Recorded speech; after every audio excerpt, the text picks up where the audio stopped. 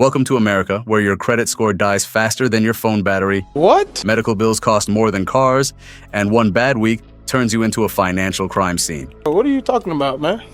In this video, we would be showing you some insane clips of Americans going bankrupt. While most freshmen worry about picking classes, this 19-year-old walked into college with a plan. His strategy was simple. Step 1, research bankruptcy laws.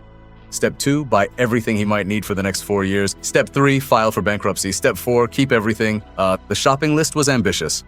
I may not have a brain, gentlemen, but I have an idea. Here's how, as a 19-year-old, I racked up over $100,000 in credit card debt and then just got it all forgiven by declaring bankruptcy. Nigga, you gotta be ashamed of yourself, nigga. Real talk, you gotta be ashamed of yourself. A car for transportation, textbooks for classes he had not even taken yet. He somehow got future syllabi and bought those books too. Then he added jewelry, video game consoles, and designer clothes because why not? If the credit card company is paying, might as well make it count. At 19, he declared bankruptcy and wiped out over $100,000 in debt.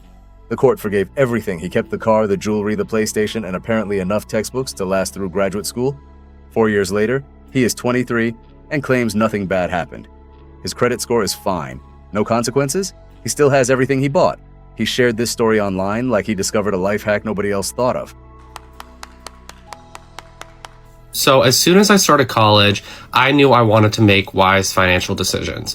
So I looked into bankruptcy, knew that I could basically rack up as much debt as I want and just get it forgiven by declaring bankruptcy. And I knew that over the next couple of years in college, I'd have a lot of expenses, books and things like that to pay for. So I just bought everything I could see myself wanting in the next couple of years: a nice car, clothes, books, textbooks. I was able to get future syllabi I'll have and just buy those books now. So I basically bought everything I'll need for the next couple of years, school-wise. And also some just, extraneous things like jewelry, some like video game systems, stuff like that. I bought it all when I was 19. Then I declared bankruptcy and it was all forgiven. I'm 23 now. I haven't had any issues crop up. None of this ridiculous, oh, your credit's ruined nonsense. It hasn't affected my life. And I still have all the things that I bought before I declared bankruptcy. Okay.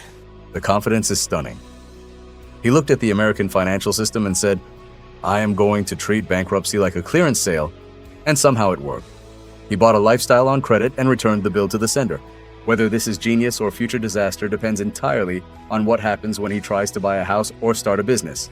But right now, he is living debt-free with a closet full of jewelry and a library of textbooks he may never open. The man turned bankruptcy into a shopping strategy. He planned it before his first college exam. He executed it before his brain fully developed, and he walked away with zero regrets and a car he never technically paid for. This is either the boldest financial move of the decade or a slow-motion train wreck we will hear about in 5 years. Time will tell. But for now, he is out here winning, debt-free, and completely unbothered. This 26-year-old finally added up her debt and discovered she owes $95,487.73. I keep having this nagging feeling that I've forgotten something. Hey, if you forgot it, it probably wasn't all that important. Then she remembered the car. Hey, if you forgot it, it probably wasn't all that important. Oops. Make that $110,938.83. She has not breathed properly since because it feels as if an elephant is sitting on her chest. I recently posted about the fact I'm 26 years old and I'm in $95,487.73 worth of debt, and I want to talk about it. Up until 24 hours ago, I did not know that was actually the total of all of my debt, credit cards, and student loans. That number also does not include my auto loan, and if we are adding in my auto loan, the total number is $110,938.83. Since totaling up all of my debt, I don't think I've actually gotten one good breath of oxygen in the last 24 hours. The number plays on repeat in her brain like a terrible song she cannot escape, all because her 18-year-old self thought student loans were monopoly money. The damage? 2 credit cards, 5 federal student loans, 5 Sally Mae loans that she describes as genuinely evil, and 1 car she probably should not have bought. Federal loans charge 4% to 6% interest, which sounds almost reasonable. Sally Mae looked at that and said, how about 16.28%? The lowest Sally Mae rate she got was 9.88%, which is somehow the good news. Her first degree was free. Pell Grant covered it. Then she decided to upgrade to a bachelor's degree at a university, then nursing school. Each decision added another layer of debt like the world's most expensive cake. The plot twist? Most of the money did not go to tuition, it went to rent. $1,200 a month in rent paid with student loans. She was financing an apartment with money that charges compound interest. Nobody sat her down and explained what compound interest actually means. The loans felt fake. They kept showing up. She kept spending. It was like a game until the game sent her a bill for $110,938.83. Now her finance-savvy boyfriend is helping her build a payoff plan. If she follows it perfectly, she will be debt-free by 2032. She will be 33 years old. 7 years of every paycheck going straight to Sally Mae's yacht fund. She starts her first nursing job next month. She should be celebrating. Instead, she is calculating how much of her salary disappears before she even sees it. She turns 27 this year. Her friends are buying houses and having babies. She is having a panic attack every time she opens her bank app. She refuses to bring a child into the world while Sally Mae owns her soul. Her life is on hold until 2032. 7 years. For rent she does not live in anymore, and textbooks she probably never opened.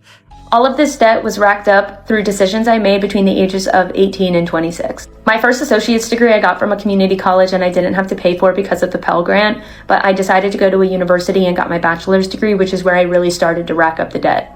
Then in the last 2 years, I decided to finish a nursing degree at a community college in the last 2 years, but that's where I started to rack up even more debt. What really sucks is realizing that the majority of these student loans is not from tuition. It's actually from living expenses and living way above my means. My debt comprises of 2 credit cards, 5 federal student loans, and 5 private Sally Mae loans. I can handle the federal student loans, but when I tell you Sally Mae is bending me over and not in a way I like, it's actually insane. Sally Mae is genuinely evil and they prey on young students. And the reason why they take advantage of young students is because they know if you're reaching out to a private loan like that, you genuinely need it. Out of the 5 Sally Mae loans I have, one of the interest rates that is the highest is 16.28%. The lowest interest rate I have with Sally Mae is 9.88%. Now my federal student loans are between 4 and 6%, which I think is manageable. Although I had parents who would tell me what I should or shouldn't do, I never had anybody really sit me down and fully teach me financial literacy. I never had anybody sit me down and really explain to me the scope of what I was doing and what it would look like in the future when I had to pay for it. In the moment, all of the student loans just felt like fake money because they just kept coming and I just kept spending. I don't regret any of the experiences I've had between the ages of 18 and 26 or any of the things that I've done, but I do wish that I managed my finances way better than this. I think what's even more sad is a lot of these student loans were going to rent, which my rent was around $1,200 a month, and that's been consistent over the last 2-3 years. Thankfully, I do have a finance bro as a boyfriend, and he is really great at managing money and managing wealth, and so I am working with him to do a snowball effect. If I snowball all of my loans at the current rates that they are without consolidating them, I can pay all of this off by 2032. It's really sad because I'm excited about starting my first nursing job next month, but at the same time, I know that all of the money I'm making is going to debt. I'm turning 27 this year, and I wish I could be thinking about starting a family or getting married or buying a house, but really, I can't think about anything but paying off this debt. The last thing I would want to do is bring a child into this world while I have debt hanging over my head. So it almost feels like my life is kind of on hold right now, but I feel like it's even more motivation to just pay this off as quickly as possible. Her advice to anyone in their early 20s is that student loans are not fake money. They are very real money that you will pay back with interest rates that would make a loan shark blush.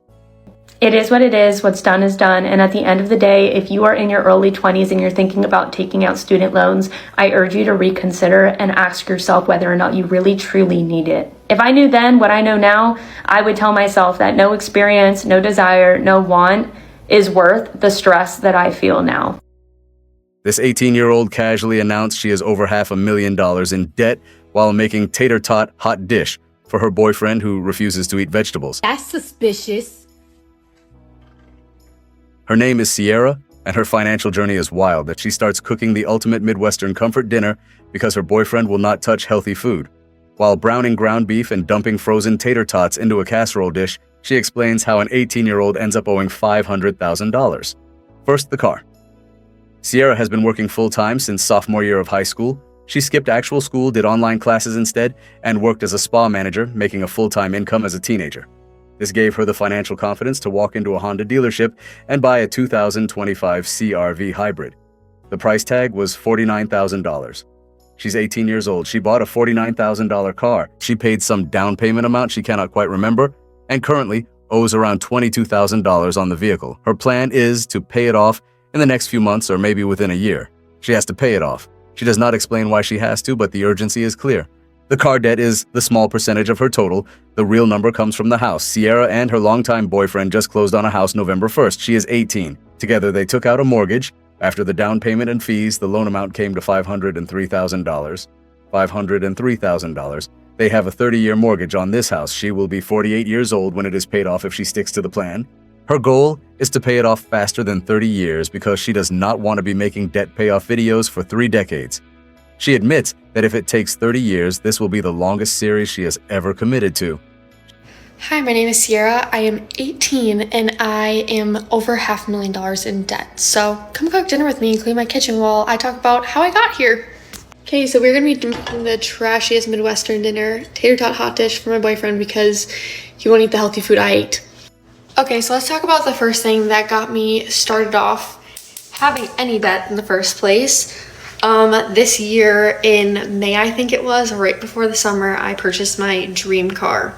And a little backstory actually first. So I've been working full-time since I was a sophomore in high school. So I did not go to school. I worked full-time and did online school while I was working. So I've been making a full-time income as a manager of a spa the whole time. So I was able to be in this position. A little bit of a side story for that. So with that being said, I ended up buying a 2025 Honda CR-V hybrid at the beginning of this year, and I will insert a picture of it here so you can kind of get an idea what it looks like. It would not let me insert a picture, so here's her right now. Don't mind the dirt. She doesn't get a car wash ever, but... And now I'm going to be completely transparent because that's why you're watching, and I love when other people are. So I ended up paying, I think it was $49,000 after everything for that. So it was around $49,000. I don't remember what my down payment was, but I now owe, I think, like $23,000-22,000 on it. And my goal is to pay it off in the next few months, or at least by the next year it has to be paid off. She is documenting the journey for accountability and transparency because she watched too many Caleb Hammer videos and got inspired.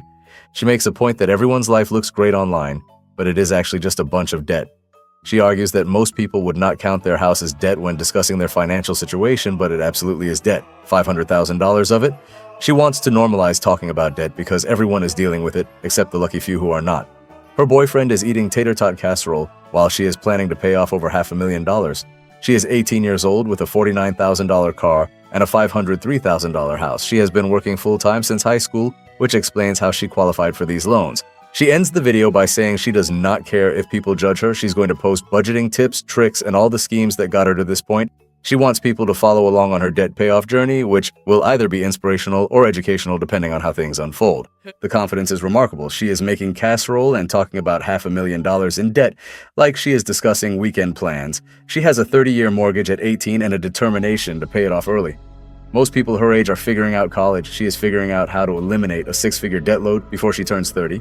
Been working full-time since I was a sophomore in high school. So I did not go to school. I worked full-time and did online school while I was working. So I've been making a full-time income as a manager of a spa the whole time. So I was able to be in this position. A little bit of a side story for that. So with that being said, I ended up buying a 2025 Honda CR-V hybrid at the beginning of this year. And I will insert a picture of it here so you can kind of get an idea what it looks like. It would not let me insert a picture, so here's her right now. Don't mind the dirt. She doesn't get a car wash ever, but... And now I'm going to be completely transparent because that's why you're watching, and I love when other people are. So I ended up paying, I think it was $49,000 after everything for that. So it was around $49,000. I don't remember what my down payment was, but I now owe, I think, like $23,000-22,000 on it. And my goal is to pay it off in the next few months, or at least by the next year it has to be paid off. So that is where the first amount of debt comes from, and that will hopefully be paid off soon, but that's why I'm making this, to hold myself accountable and to make sure that it gets paid off. And I love watching these. That Caleb guy has been all over my For You page, so it inspired me just to be transparent because everyone's life looks great, but it's really a bunch of debt. So forgot to video me skipping this in, but that is the debt from my car. So that is a small percentage of the $500,000 that I claimed. So the other big portion is going to come from this house. We just moved in and closed November 1st. So with that being said, I bought the house with my longtime boyfriend, so it is not on me, it is both of our loan. So the house, not that I wanted to share this information, but I guess we're being transparent. The house, after we put our down payment down and paid all the fees and whatever, it came out to $503 is what the loan amount was for. So we have a $500,000 loan under us for that, which we have a 30-year loan for that, and my goal is to get that paid off as fast as possible. So hopefully not in 30 years. If so, this is gonna be a long series I'm making for 30 years to pay off my house loan.